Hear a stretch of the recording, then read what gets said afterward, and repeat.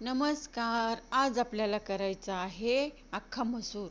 अख्खा मसूरची भाजी करायची आहे.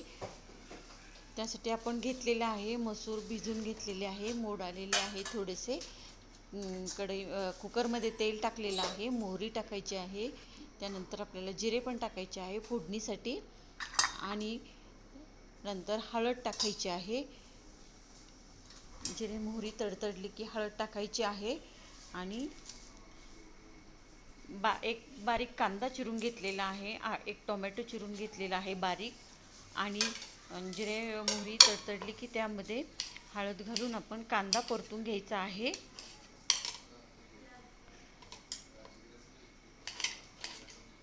अख्खा मसूर हा खूप पौष्टिक आणि पटकन होणारी भाजी आहे. कढीपत्ता घातलेला आहे,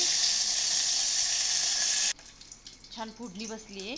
कांदा घेतला एक चिरून, तो पण